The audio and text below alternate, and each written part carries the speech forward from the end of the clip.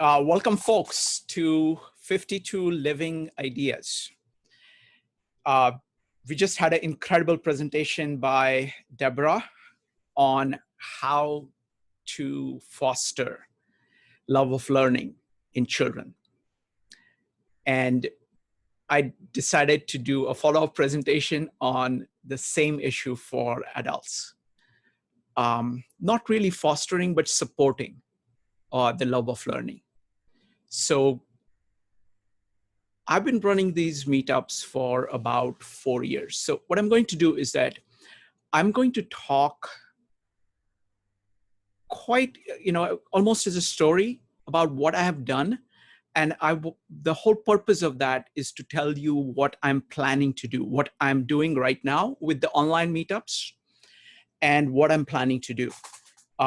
And then, so the format is I will make a presentation on that, on the vision of this meetup and what I'm trying to do. This is my kind of the first take on it. And continuously, it's a work in progress. So I'm going to, keep refining it. But I want to tell you, many of you are regulars. Many of you have been coming here a lot. I want to tell you what the backstory is, as well as what I'm doing now and where I'm going. Then we'll take questions. I'll take questions. These questions will be clarificatory questions. You can ask about anything, and then connected to the topic. And then we will do breakout rooms for about 25 minutes where we discuss these topics in small groups, and then we'll come back. Everybody shares their takeaways. I will identify 3 big themes that came out from all your takeaways, and then we will discuss that. So that's the plan. All right, let me get started. For the longest time, I studied things on my own. I love learning. I think it's the greatest thing in the world. I don't know why people are not as excited about the world themselves and ideas as I am. But that's just, that's just how I have been for as long as I remember. That's part of my Indian heritage where learning is valued very deeply. Parents will go hungry, but they will send their kids to the best school that they can. And that's not considered as a sacrifice, but that's just what you do. So that's the value. That's one of the values of the Indian culture that I have. And my mind is very exploratory. I'm really fascinated with many different fields, so I try to study everything. And that's what I've been doing, most of my life. But most of my life, I've done this alone, in the sense that I have pursued my study on my own. I've always had few friends, and I've talked to few friends about what I've been studying sometimes. But the proportion of studying by myself on my own versus talking to other people about it was like close to like 90, 95 to 5, something like that. That has been my history. And then something very odd happened. I'm in New York, and I had attended some meetups, and I ran on a subway. I ran into this one guy whose meetup I had attended. And I told him about this large project that I was doing on the Syntopicon, which is the great books of the Western world, which looks at all the key ideas that all the thinkers in all fields have thought about. And he said, you should do a meetup on it. I said, how can I find really thoughtful people to come and listen and participate in such an endeavor? So he says, no, I will help you. I will, and let's, just try it. So I said, sure. So first time I got 9 people. Next time I got about 15. Next time it was 25. People kept coming back. Some of those folks are still coming to our meetups. And it really took off. And very soon I was getting between 30 to 80 people every Saturday to discuss all kinds of topics in psychology and philosophy that I was studying. Now, I did meetups only on the things that I was trying to learn. And to my surprise, I found several things. Firstly, in preparing for the topic, I found that my ideas were clarified. I had to be very precise about what do I actually think and organize all my thoughts. So that was a huge thing. But say 50 people showed up for a meetup. Out of those 50 people, there would be 10 people who knew the topic better than I did.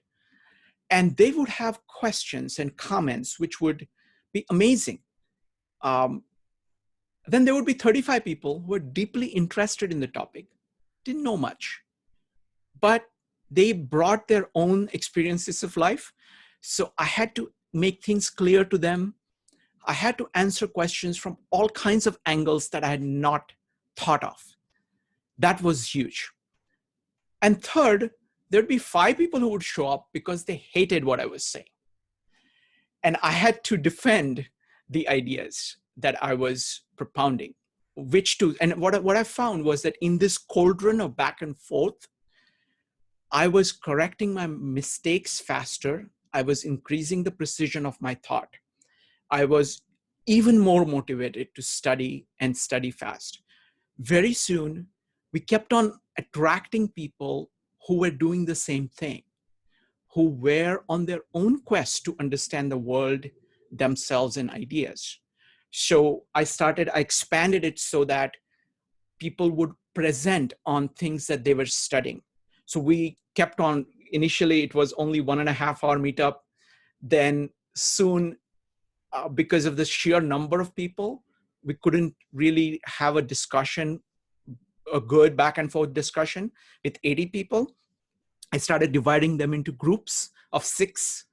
And I called people who were what I call serious and curious to come beforehand to discuss the topic in great amount of detail for 1.5 hours.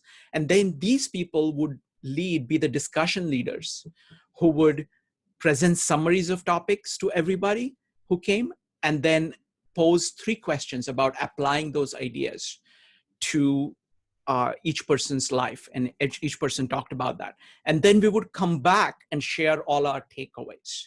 And then after that, we would go to Starbucks to have much more free form discussions. And what happened was that over the last 4 years, I've built a really robust community of people. There are about 300 regulars, out of which maybe 40 people would show up every Saturday. And then there will be 20 new people. And it has been life transforming for me because I've made some really good friends. I've been challenged. I've been inspired, and I've learned so much. So I'm completely sold on the idea. I've been kind of practicing the idea that when you learn in a community, you can learn faster. Okay. So that's what this presentation is about. Because now with COVID, we went online, and suddenly I found that people from all over the world were coming in. I don't know how they found out about the meetup. And then once I noticed that, I actually started running meetups in 25 different cities. So it would be easy for people to find out about us. So I have expanded dramatically. So now each day we have people from all over the world, certainly all over the US, few people all over the world too, because the other side of the world sometimes goes to sleep when they shouldn't. No, I'm just kidding. But still, because of time difference, it is harder. So it's been amazing. So this is what I want to talk about. So I've put all the points that I want to make on the meetup page. So I'm just going to go through them. So the first point, which is I think critical to our approach in these meetups, is that we consider knowledge as a feedback loop. That ideas are not just to be absorbed. It's not just one way taking in of knowledge, but you take in knowledge in order to decide what you're going to do, to project an action, project expectations of what you would expect would happen, then actually act on it, and then get the feedback from reality to correct your ideas. Similarly, you do that with people too. You understand what you have, or what you're trying to understand, then you speak out your truth. And hear what the other people have to say, listen very closely, and use that feedback as a way to correct everything. So this feedback mechanism of both through speaking and hearing, writing and getting comments, and by doing and seeing the results of action is crucial to what knowledge itself is. So this is one of the core kind of foundations. Now the question is, why learn in a community of learners? So I'm coming up with a new byline for 52 Living Ideas, and that's going to be a community of learners. So why learn in a community of learners? So firstly, at one level, we are all the same. We're all trying to learn. We're all trying to understand our world. We are trying to understand ourselves. We're trying to understand all the ideas around us. So there is a commonality. Second, there's also tremendous differences. Some people know fields much better than you do. You are much stronger in some things. You may be making some mistakes, which they may not be making, or both of you are making mistakes. Having that level of feedback is actually a very cheap way of being right. You would rather be, because if your commitment is not to, is to actually be right or to be less wrong, instead of appearing to be, see, most people are more concerned about appearing to be right than actually being right. If you're concerned about actually being right, then if you hear somebody saying something which is different from you or opposed to you, and you're convinced that they are trying to understand the world, then you owe it to yourself, not to them too, but more fundamentally to yourself, to listen, to see where they're coming from, what leads them to have those conclusions. So it's a very cheap and effective way of correcting your mistakes. That's one thing. Second, it's also a cheap way, an effective way of exploration. There are people who are going to be exploring areas that you have not explored. There are people who have read books that you have not read before. They are going to be able to recommend those books to you, or make presentations of those books to you, expose you to ideas that you have not been exposed to. So it's a very cheap way, very effective way of exposing yourself to much larger part of the world than you could do by yourself. The next one is about motivation. It's wonderful to have all these people kind of meeting regularly and bringing all these ideas to focus and discussing it over a period of time. So it's the motivating impact of seeing a whole bunch of people going the same direction in their own ways is tremendously motivating for all the people concerned. The last one I would say is that it improves precision of thought, because what happens is that in our heads, we are alone, and we have all kinds of confirmation biases. By speaking your thoughts out to somebody else on a consistent basis provides you a feedback mechanism for making your thoughts more objective, and making them more precise. So you have to explicate things, make things clearer in the process of communicating it. So these are some of the advantages that I see. The next point I want to hit is the requirements of the community of learners. Now, this is a very interesting point. There are many meetups in New York. There are many meetups that discuss ideas. But only some of them actually succeed. Many of the meetups end up becoming either shouting matches, or some people kind of hog all the time, and it goes all over the place. So I've always wondered, why is it that we get a lot of things done in our meetups, but that varies quite a bit from meetup to meetup, though the intention is laudable. They're trying to do a good conversation, but they can't. Why? And this is when I realized that there are actually multiple kinds of conversation. What is called conversation actually refers to things which are very different from each other. So one level of conversation, the lowest level, I call verbal grooming. Just like primates groom each other with hands, people groom each other with words. That's what small talk is about. The purpose of that conversation is to maintain social comity. Now, I'm not, social comity is important and it is something that is of value, but it is different from people trying to learn about the world.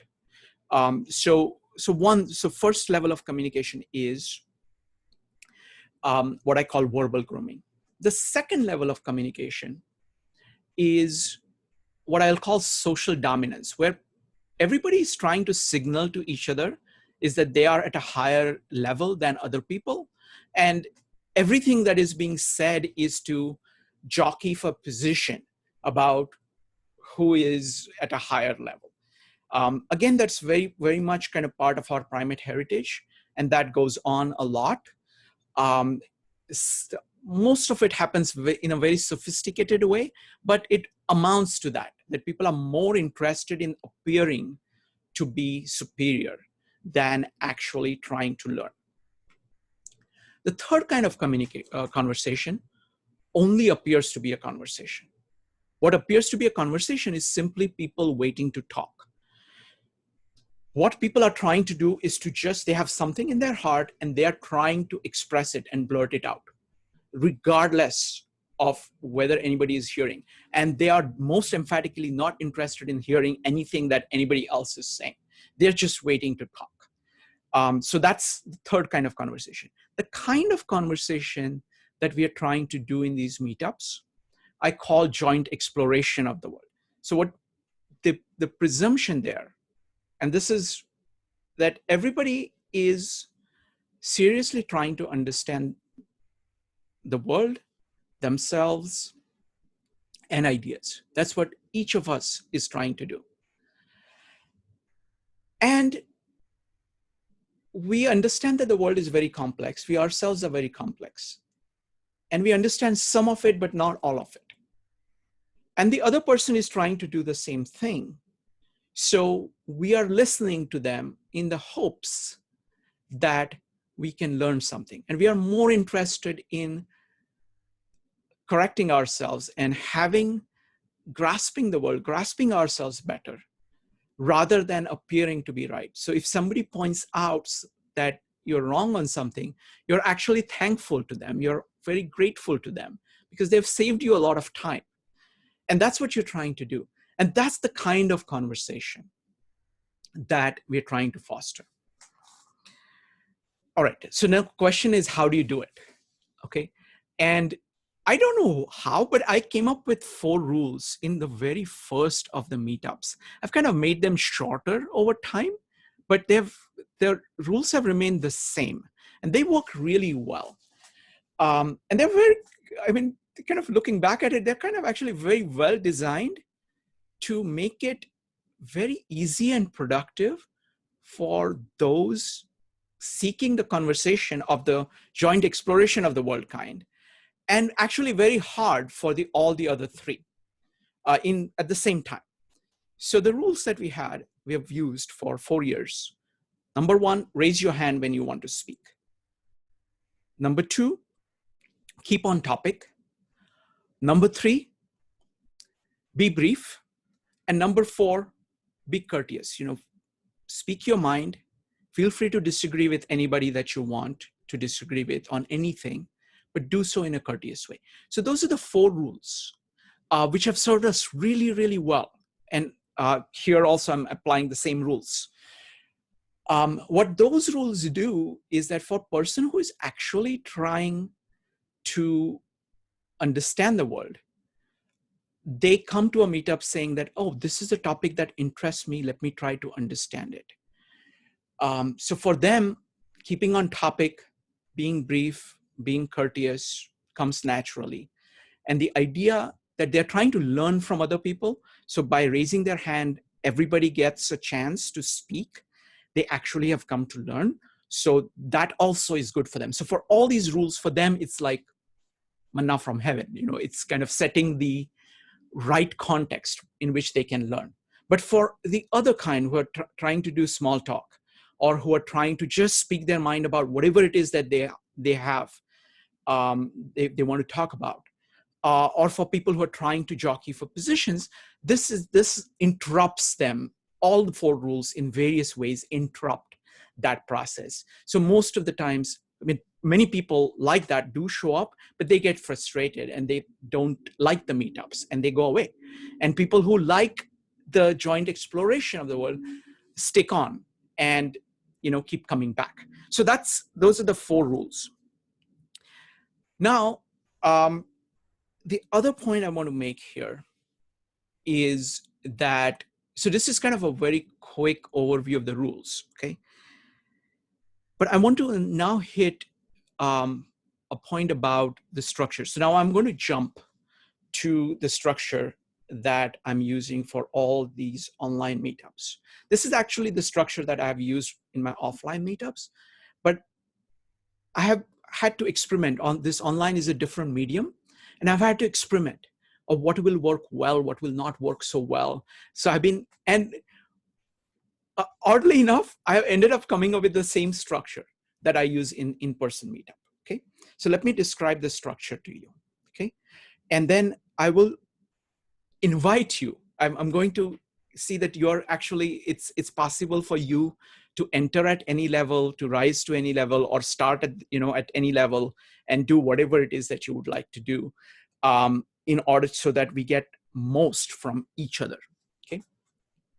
So the way I'm going to do it is that I'm going to describe to you the structure of the meetup, okay? Now, not all meetups will have all these elements, but this is the general structure. Number 1, we start with a presentation. So there are presenters who present something. Now, why is that important?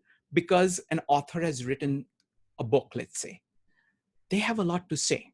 Or somebody like Deborah has spent 20 years teaching. They have a lot to say. You want to hear that. You want to give people opportunity to fully explicate, have the time to fully explicate whatever they have thought about in great amount of detail. So that's the purpose of the first element of presentation. The second element is what I call panel. Okay. Now this is a new idea that I have of panel. The purpose of the panel is, all of these are trying to solve a whole bunch of problems that I ran into. So one of my very strong beliefs is that my meetup should be open to anybody who is interested. I want anybody who's curious about a topic to be able to come in and get some value. That's number 1. Similarly, I also feel very strongly that if somebody is really, really strong on a topic, I want them to come and I want them to walk away with something more than what they got. So, like, for example, Deborah, who knows a lot about education, I want the format to be such that anybody who presents walks away by saying, oh, I had not thought of that. I had not thought of that. So I want people at a very high level of knowledge to get a lot of value from it at the same time. I want to do this at the same time. Okay, that's what I'm trying to build into the structure itself. So the first one is the idea of presentation. The second one is the idea of panel. The idea of panel is that if you think you have enough things to say, then I invite you to be on a panel for that particular meetup. So and I'm very open about it. So you can go ahead and say, for example, we're going through this book, 12 Rules for Life by Jordan Peterson. Now, my friend Roger and Claire, both of them really know this work very well. They are very good. So they are the host. But in addition to that, there is an open invitation for panelists. Anybody who is really passionate about any of the rules that they have found personally useful is invited to be on the panel. So what we do is that after the presentation, there is a panel discussion. So these are the people who on their own say that, look, I have something to say. And I say, if you have something to say, here is a format for you to do it. We did a panel on Nietzsche, for example, which worked very well. There are people who had studied all kinds of aspects of Nietzsche who could talk to each other at the highest possible levels and learn from each other.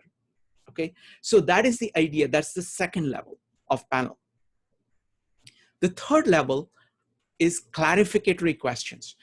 Now, after the panel is over, everybody in the audience gets to ask clarificatory questions in the sense that, I don't understand this. What does this mean? You know, this is not clear to me. How does this integrate with this other thing? Okay, to make sure that the presenters, whatever the presenters or the panelists have not, you know, whatever is not clear to a person, they can bring it up and ask for clarifications. So that's the third part, you know, clarificatory Q&A. The fourth part is breakout rooms. Okay, this is something which is very important. We can discuss things, you know, we are human beings, and the way we interact face to face is truly magical. This kind of free-flowing interaction between a group of, I've 6 people, I've experimented with various numbers, and 6 is the sweet spot. For online, I keep it between 6 to 8 because some people may not want to talk. Mostly in a group of 6, face-to-face, almost everybody will talk. In a group of 8, maybe 6 people, 8 online, maybe 6 people talk. That's why I put it between 6 to 8 people online. So the purpose of the breakout room is to have a free-flowing discussion on all the ideas presented, focusing mostly on how do you apply these ideas to your life. So we do a breakout room discussion. Then we come back into the takeaway section. Now here is where actually most of the value is. Okay, most of the value, well, pardon me, most of the value is in the breakout sessions, but this is like mining the value that was produced in the breakout sessions. Because the question that is posed to everybody is simply, what are you taking away? What are you taking away from the presentation and the breakout room? And there are amazing observations that people have, okay? So everybody gets a chance, each attendee gets a chance of speaking their mind for 2 minutes on every topic that we are doing, okay? After that is done, now typically the topics that we deal with are incredibly complex. So after this is done, we go to the next step of identifying 3 themes that the moderator, the MC, the presenter, and the panelists choose as being kind of the central to the discussion, the conversation in the breakout rooms and the presentation. And we spend a few minutes discussing those to kind of cement everything that we have learned. So that's the structure of the meetup. And I'm going to use that general structure going forward, which is actually what we've been using. In some cases, for example, there may not be a panel. In some cases, there may not be a presenter. We'll start off with a panel.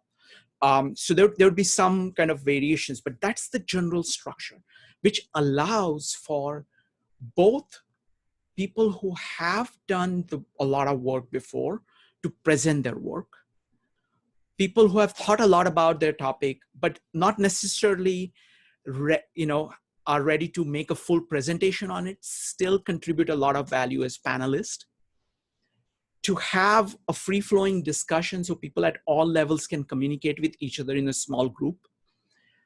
People can speak their entire takeaway and offer it to everybody in the group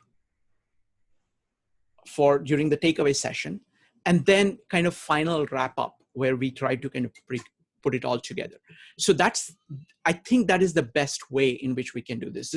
We've used this many times in person, and we've used kind of almost the full version of it in many of the meetups, but I'm going to make that available pretty much to every meetup going forward, because I think it will set us apart in terms of making us a community of learners. Now, there are a couple of points I want to make about that. Now, I want to relate it to you, the attendee. So for you, the attendee, I would say, first thing I would say is that this is not about listening. This is not, or this is not just about listening, because you cannot learn by listening. You cannot learn by reading. You have to speak in order to get the most. You have to explicate it and get the feedback as a way of learning. So I encourage you to participate as actively, while keeping in mind those 4 rules so that it allows everybody else to participate as well. So that's number 1.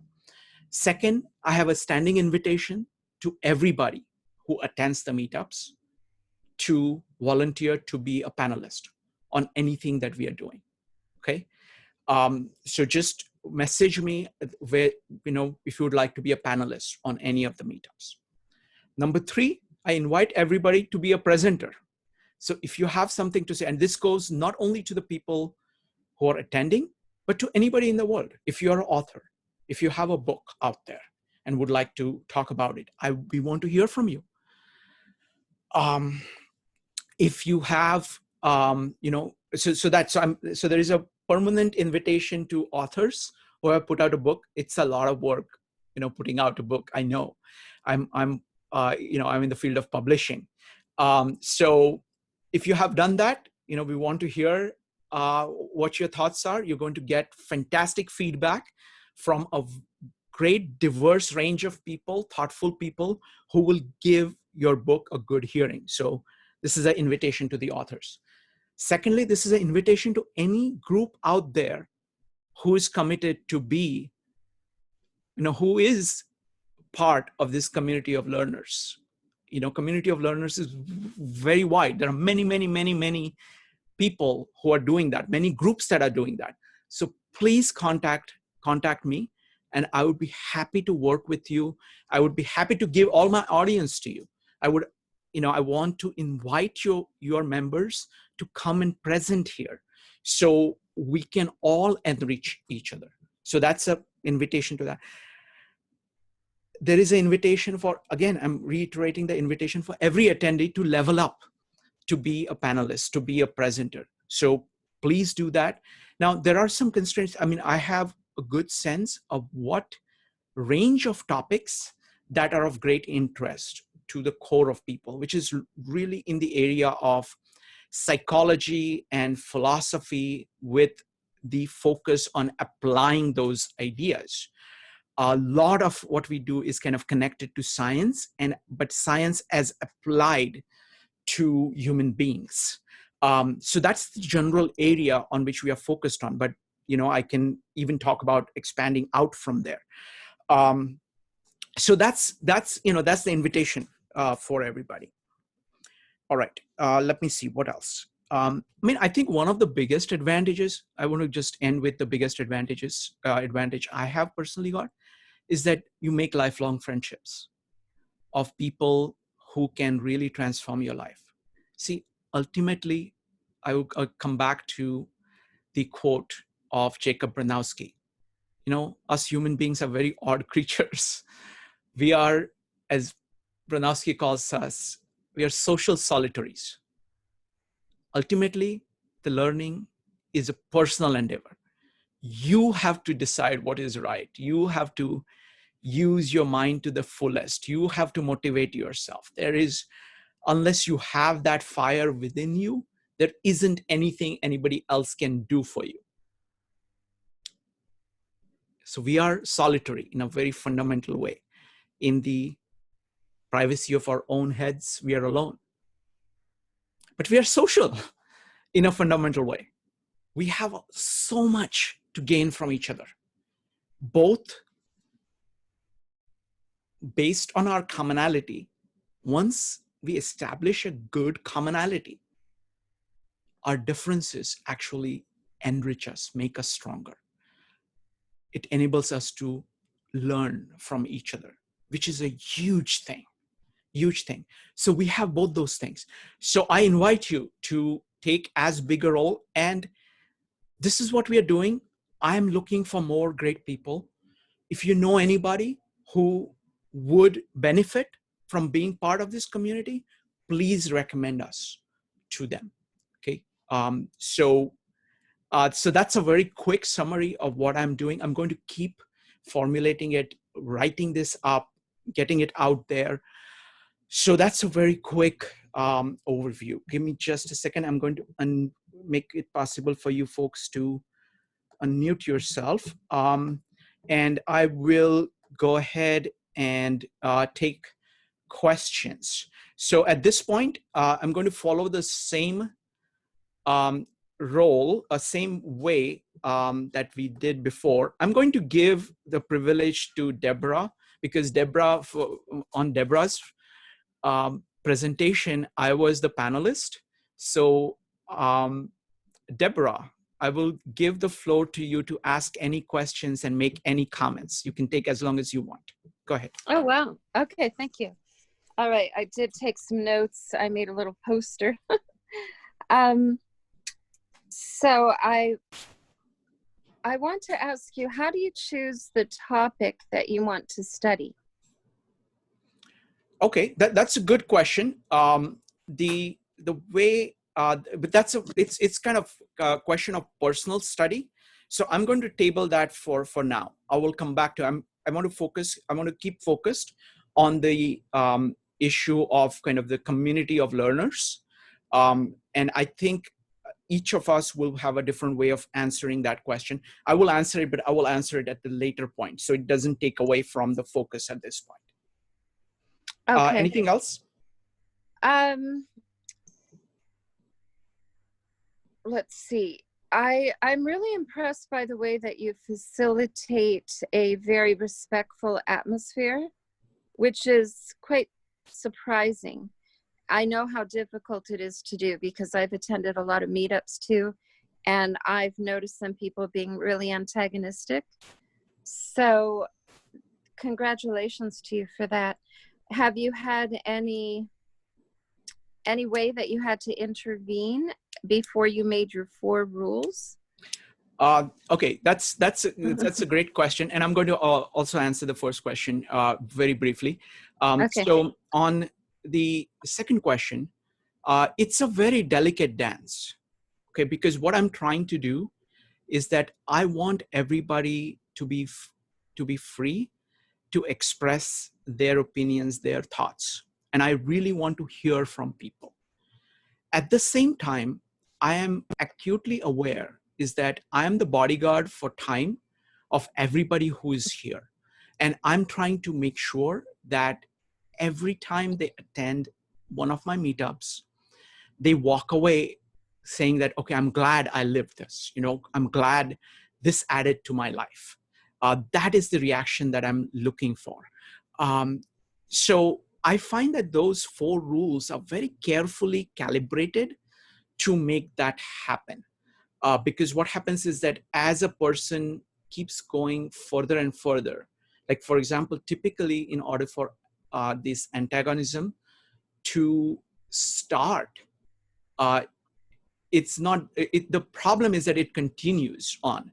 The fact that you have to be brief, the fact that you have to remain on topic, the fact that you have to be courteous, all of those things kind of stop. And the fact that you have to raise your hand, what happens is that most of the antagonism are like knee-jerk reactions. They are immediately reactions, people flaring up and saying something. So the first rule actually interrupts the emotional flow. The second rule, make sure that whatever that antagonism is focused very narrowly on providing input on the topic itself. Generally, antagonism just goes kind of hits at everything in sight. So as soon as, it stops that thing in that part of antagonism. The third rule of being brief actually stops it from kind of doing these kind of vicious cycles and building all kinds of wrong kind of bad emotion unnecessarily. And the fourth rule is a very explicit rule against antagonism, which tremendously respects the independence of thought, the right of people to think whatever it is that they think, right of people to disagree with everybody, but simply says be courteous. So those are the 4. So those 4 rules work very well. I mean, in terms of my interest, I am I'm fascinated with human beings. I think it's, human beings are the most incredible thing in the world. And they are so complex. We individually are very complex, and we socially are very complex, and we're trying to understand it. This is generally, I'm interested in the field of humanities. At the same time, I think the methods of humanities right now are so primitive that we are at the pre-alchemic stage of chemistry, and pre-Galileo stage, or pre-Tycho Brahe stage of physics, where we have not even measured anything. So it's a very difficult area to work in. And whatever is going on, there is some good progress, but it is all small as compared to the grand picture. So that is what I'm interested in. So that's the, and so I go towards topics that, that will enable me to learn the most in that. All right, so let me take questions. So there are questions from Ed and Jeff next. You can go ahead and line up for questions by typing exclamation mark in the chat or raising your hand. Ed, go ahead. Yes, Shrikant, I really so much appreciate the format that's produced, and I very much enjoyed your meetings in Manhattan. However, I have to say that as good as this is, it really is a pale substitute for actually being physically, with the group. When I think of the times we had in New York, and we were able to go out to restaurants afterwards, and we formed our own small groups. And that was true with other meetups also. And I really think that the two-dimensional aspect really does have limitations. On one hand, I can attend a number of different meetups and meet people from all over the world. However, I still think there is no substitute for being there in person. And I look forward to the day where that can be done. I know this is going to be an ongoing program, and I'd like to continue to come and participate. Absolutely. But I do feel that the three-dimensional one-on-one cannot be beat under any circumstance. And yeah, let me respond to that. Absolutely, I agree that the face-to-face is amazing, and we are monkeys. Our ability to interact with people in a small group, just our brains are just so amazing at doing that. And the range of what we pick up, the complexity and all of that is just through the roof. So there's no question about that. And once COVID goes away, I look forward to doing the in-person meetups on Saturdays. At the same time, I want to say that it has been tremendously enriching for me and for others to be able to connect with people like this throughout the world. And expansion of that base is something that is a blessing. That's a tremendous advantage that we've had, due to this unfortunate COVID, virus. But I think, so what I'm going to do is I'm going to do better than that. I think we have to come out of this better than what we were before. So I'm not going to go back to just what we were doing before. I'm going to do more than that. I'm going to do in-person meetups on Saturdays in New York. I'm going to have them transmitted online at the same time, so people can continue to interact online with it. I'm also going to continue online meetups on other days. So this will continue. Plus, I'm going to try to find people, good people, throughout in all the cities. I'm looking for people in other cities who want to do in-person meetups. So I will do, I'll help them set up hybrid in-person meetups. We have Joe, who is a great participant here. He runs things in the Philadelphia area. So we'll have Joe's meetup going on in person in Philadelphia. And I would like to attend those, online at the same time. So it's like we will, imagine like this is the globe. Right now we are in the cloud, okay? Before we were just at one point on this globe, right? Once this thing gets over, we're going to have this cloud with lines coming in to different points in the city, and people will enjoy the meetups in person and online at the same time. So that's what I'm trying to do. Next one up is Jeff. Hi, Shrikant. I wanted to, especially you're on the point of sort of syndicating this idea, so I'm going to maybe get an idea in that I found has worked actually.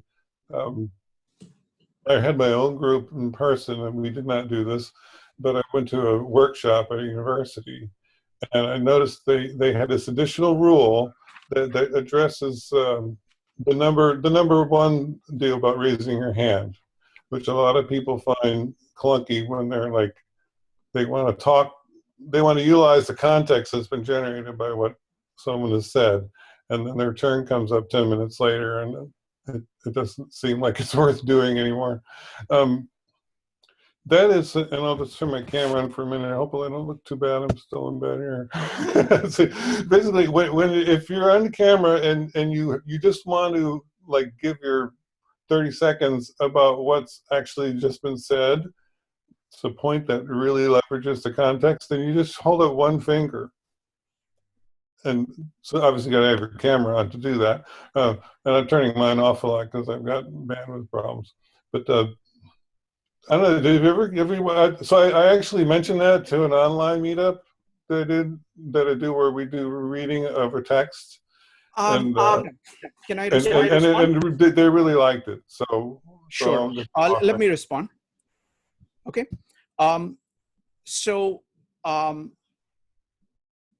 This meetup is different. Okay, this meetup is different in the sense that here I presume that everybody is really interested in understanding the topic. For people to make quick comments, it's the chat that you use. You use chat to make a quick comment. That's the medium to do it. So what I want to do is that I want to keep the voice. See, voice is very powerful. Just like in-person interaction is very powerful, this video and audio is very powerful. I want that to be reserved for considered thoughts. So if there's a thought which is not going to be relevant later on, you can go ahead and put it in the chat. So that's the most effective way, because I'm trying to deliver a throughput to everybody where they just walk away by saying, oh, wow, this was great. And for that, I think chat is the right. I mean, for what you're looking for, I would recommend using chat. So it's going to be Joe followed by Jeff Nugent.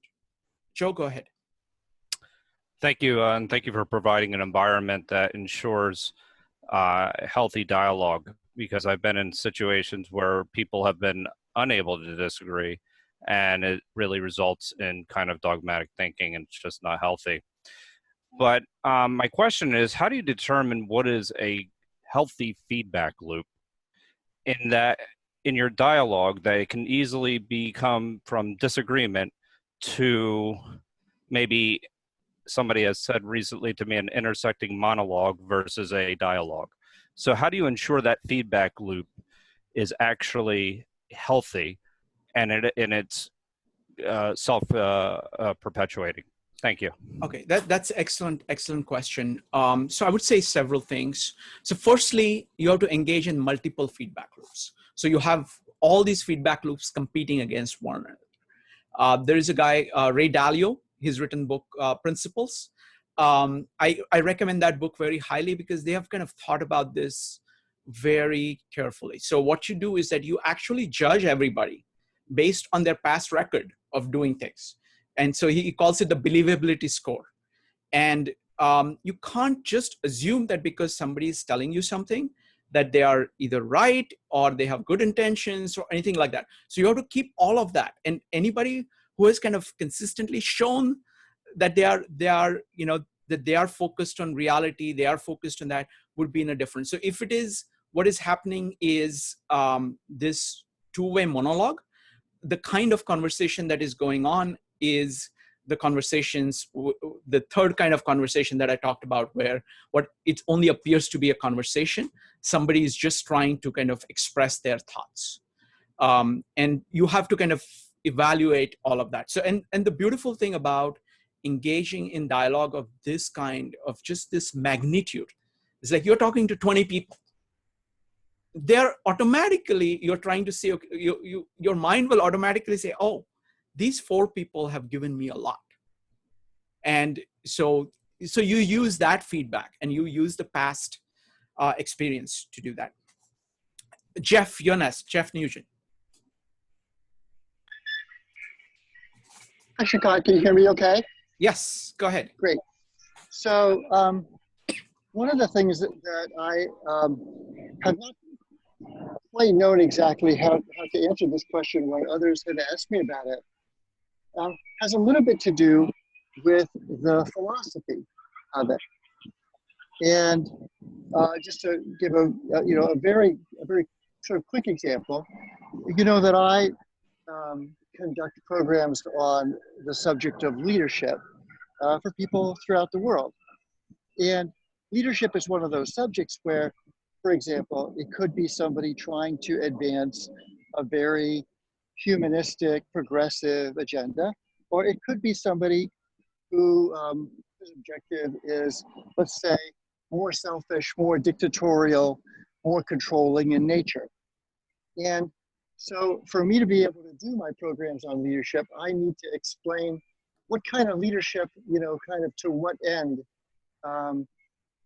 my programs are about.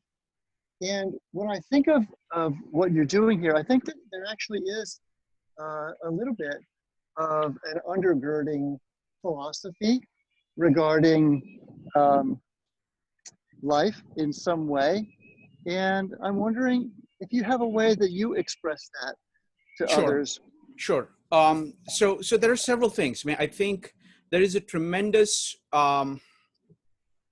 variation. I think everybody needs to have a philosophy. I mean, whether they like it or not, whether they, you're kind of acting based on certain ideas. And so, for example, one of the things is that knowledge is useful. Like you have to, if you don't use the knowledge, it's no point. I mean, so kind of commitment to application of knowledge. That's one of the big principles that, these meetups are based on. Second, the idea that you can be wrong. You have to be aware of the fact that you can be wrong, and you have to be prepared to correct those things. So that's another idea. So there are a whole bunch of ideas which are foundational to how, and I plan to kind of explicate them in greater and greater amount of detail as I go along. This is just the first iteration of putting it down. Next one up is Marco. Yeah, I hope this question, Marco, go ahead. I hope this question, can you hear me? Marco, your sound is very faint. Can you speak into the speaker? Can you hear me now? Perfectly. Go ahead. I hope I hope this goes along with the topic.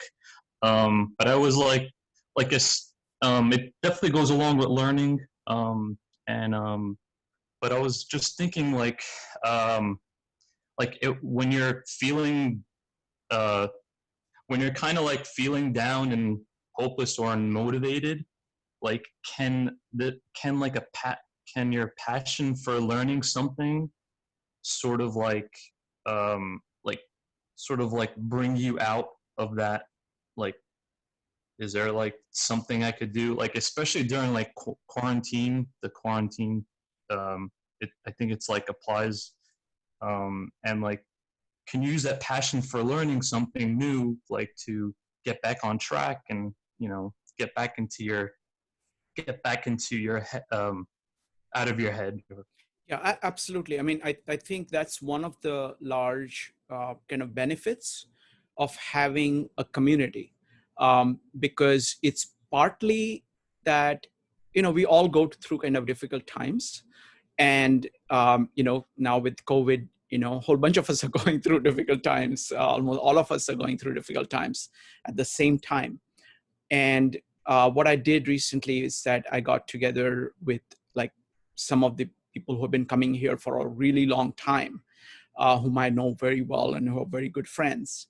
And we have not talked to each other in about 3 months.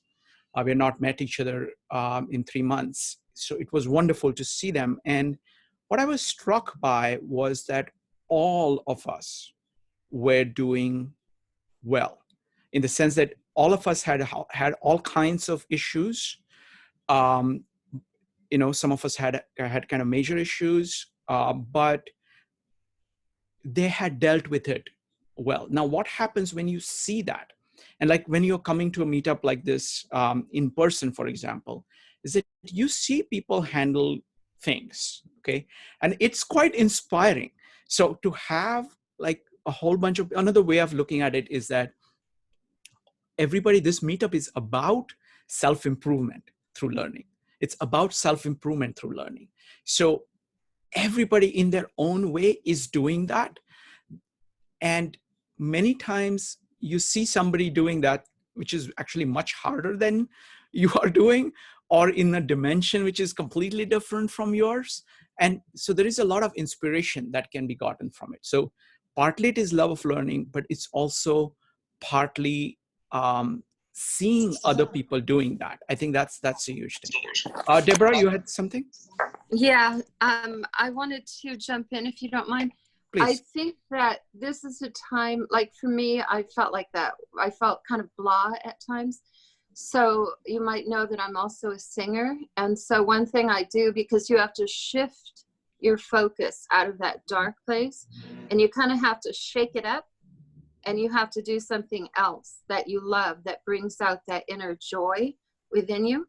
So I just start singing through my repertoire, or I might just do an activity I really like. I have a flute here, I've got a guitar, I've got a ukulele, so I'll start playing around with that. But I think it's really important to snap yourself out of that way of thinking in a depressive way, which a lot of us are feeling now, and just do something that gives you immense joy. And that's one of those things about knowing yourself and knowing how to bring yourself out of a dark place. Excellent, Deborah. That was a much better answer than mine. All right. So what we're going to do now is we are going to go to breakout rooms. We've got the following questions. Let me go ahead and list the questions. So first question we're going to discuss is, are you engaged in a genuine exploration of this complex world? And what is your strategy for doing that? That's the first question. Second question is, consider the times when you have successfully worked with others in engaging in joint exploration of the world. What characteristics are common to those folks? So what is the characteristics of people who are focused on joint exploration of the world? And rule number 3, what rules of engagement between people make possible joint exploration of the world? So those are the 3 questions. So we'll have 25 minutes to discuss this, and then we'll come back and we're going to share our takeaways. Give me just a second. I'm setting up the rooms.